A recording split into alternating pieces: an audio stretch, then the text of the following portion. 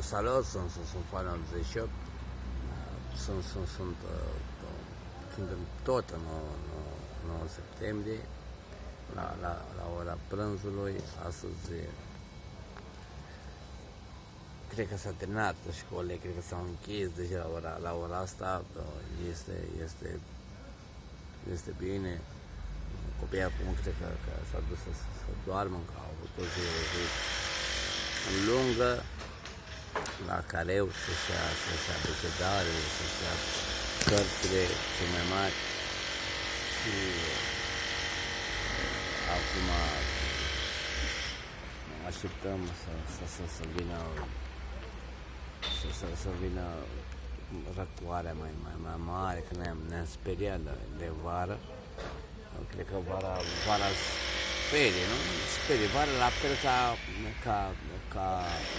iarna. Iarna și vara sperie foarte tare, că sunt suiile cele mai puternice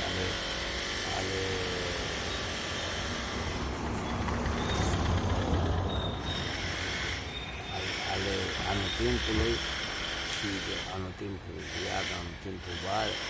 Și este cel mai puternice fenomene, vara este căldura foarte puternică și iarna este foarte frig.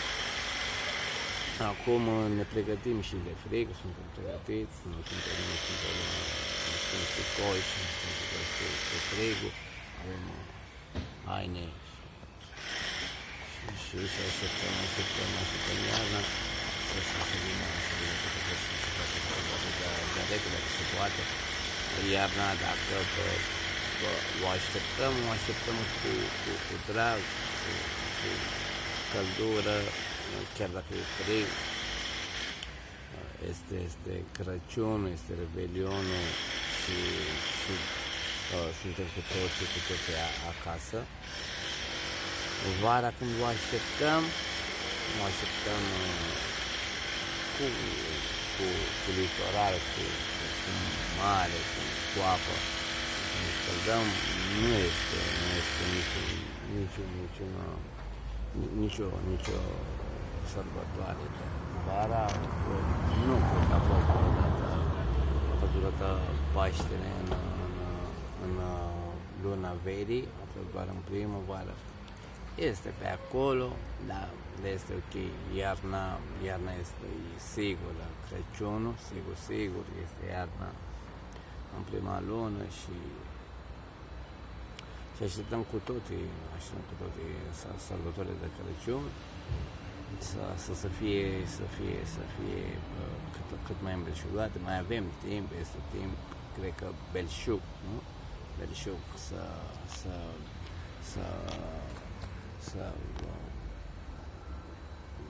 facem un rost de bani și să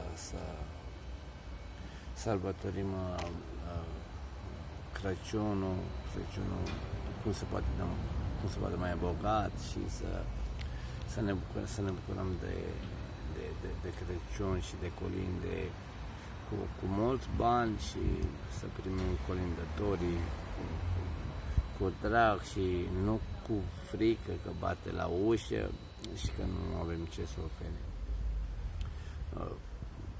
Hai să ne bucurăm de toamnă, să ne bucurăm de începutul școlii și va urma și sărbătorile de iarnă la care cu toții vom face în familie și vom fi cu toții fericiți. Vă pop, sunt fan 88, Filmora și fiți cu camera pe. Vă pop, sunt fan 88.